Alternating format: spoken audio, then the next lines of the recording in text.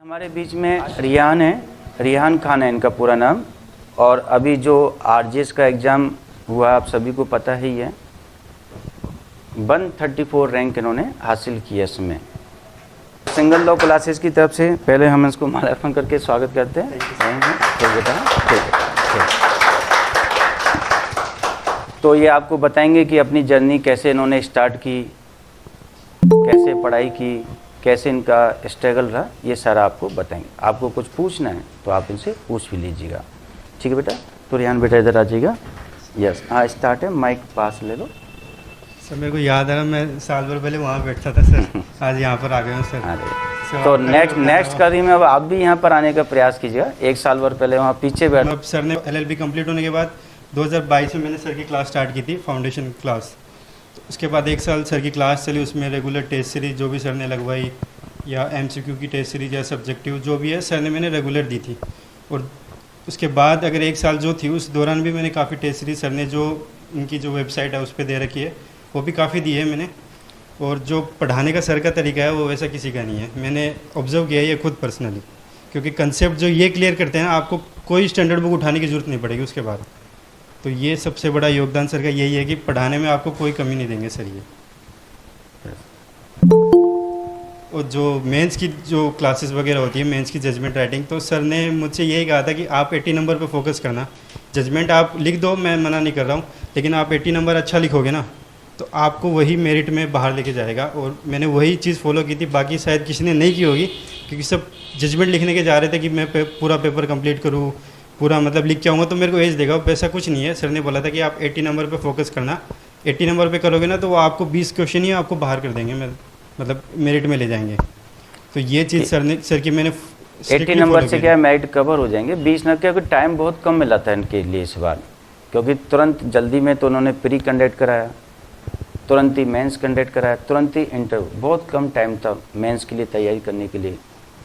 तो फिर हमने कहा जितना जजमेंट राइटिंग में हो जाए उतना कर लो, बाकी 80 नंबर पर अच्छा ध्यान दे लो, उसी से आपकी नैया पार हो जाएगी। ये था। और एक चीज़ जो सर ने मुझे बताई थी कि हैंड राइटिंग की, बहुत सर ने मुझे हैंड राइटिंग थोड़ी हल्की थी। मैं ये लाइन है ना तो इसके ऊपर लिखता था, जैसा आपसे लगा। ये लाइन है तो यहाँ लिखता था, थोड़ा गैप छोड़ता था यहाँ बीच में। तो सर ने मेरी जब आंसर राइटिंग चेक की थी, सर ने बोला बेटा इस पर सुधार करो। तो एक साल मैंने इस पर वर्क किया है। तो ये सर ने ही नोटिस की थी मेरी, बाकी मैं इतनी जगह से आया हूँ किसी ने नोटिस नहीं की थी कि आप इस चीज़ को सुधारो। तो इम्प्रूव किया तो वो हैंड राइटिंग का भी आपको बहुत ज़्यादा बेनिफिट देता है मेंस में। ये है। और मॉक इंटरव्यू की मैं बताता हूँ, मैंने सबसे पहले सर का ही दिया था, बाकी जो कंबाइंड चलते हैं उनका नहीं दिया मैंने, मतलब दिया बाद में दिया, लेकिन सबसे पहले सर के पास आया था। तो मैं सीधा आके बैठ गया था, सर ने मेरे को वापस बाहर भेजा कि जाओ पहले पूछ के बैठो, ऐसा नहीं कि आप डायरेक्टली बैठ जाओ। बाकी किसी ने भी ये चीज़ नोटिस नहीं की, सिर्फ सर ने की थी। क्योंकि ये छोटी छोटी चीज़ें ना वहाँ बहुत इंपैक्ट कर जाती है आपके इंटरव्यू में, आपकी पर्सनैलिटी दिखा देती है कि आपने परमिशन नहीं ली। तो ये चीज़ सर ही नोटिस करते हैं कि आपने अंदर आने से पहले परमिशन ली या बैठने से पहले ली, आप कितना घबरा रहे हो। फिर जो फीडबैक दिया था कि सर ने कि घर पे आपके जो फैमिली मेम्बर हैं उनसे बातचीत करो कि जो क्वेश्चन वो क्वेश्चन पूछेंगे तो आप इससे क्या थोड़ा कॉन्फिडेंस बढ़ेगा आपका और आपको बोलने का वो भी आ जाएगा।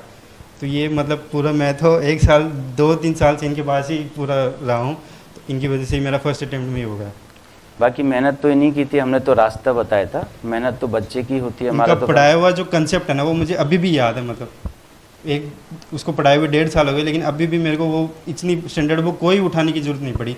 बाकी जो कॉन्ट्रैक्ट है TPA उनके तो नोट्स लिखवा दें, उनकी लैंग्वेज इतनी हार्ड है कि आपको समझ ही नहीं आएगी बैरेक्ट की लैंग्वेज। तो ये जो नोट्स लिखवा दें ना वो आप याद कर लो, उसके अलावा आपको पढ़ने की ज़रूरत ही नहीं है। और इम्पोर्टेंट सेक्शन तो ये बता ही देते हैं आपको कहाँ से कितना पढ़ना है, क्या पढ़ना है। तो आपको कुछ और पूछना है तो आप पूछ लीजिए, कैसे तैयारी करनी है, क्या है।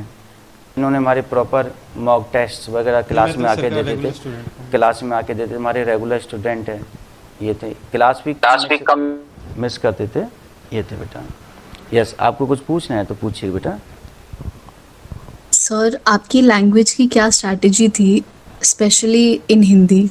हिंदी के लिए तो आप न्यूज़पेपर पढ़ो, वही आपकी मतलब इंग्लिश मीडियम वालों के लिए खास करके वो दिक्कत आती है कि हिंदी में मात्रा वगैरह की गलती आती है। तो वो न्यूज़पेपर से ही आपकी सही होगी कि देखोगे ना तो पता चलेगा कहाँ बड़ी लग रही है कहाँ छोटी लग रही है। तो कंटेंट तो वहीं से मिल जाएगा आपको, करंट का जो भी है। बाकी बुक्स वगैरह आप रेफ़र करना चाहो तो कर दो, कोई भी मतलब हिंदी ऐसे की बुक आती है जो भी। कोई स्पेसिफिक बुक जो आपने रेफ़र किया हो वाइल प्रिपेयरिंग? स्पेसिफिक बुक तो मैंने कोई नहीं दी क्योंकि टाइम इतना। Okay sir. और किसी कुछ पूछना है? बाकी इनकी मतलब स्ट्रगल भी रहा लाइफ में काफ़ी रहा है आपके साथ तो सब। चलिए ठीक है, कुछ पूछना है? आप ऐसे का जो प्रैक्टिस था वो रेगुलर बेस पे 1 ईयर ही किया या फिर मतलब एट द लास्ट मोमेंट पे ही रखा?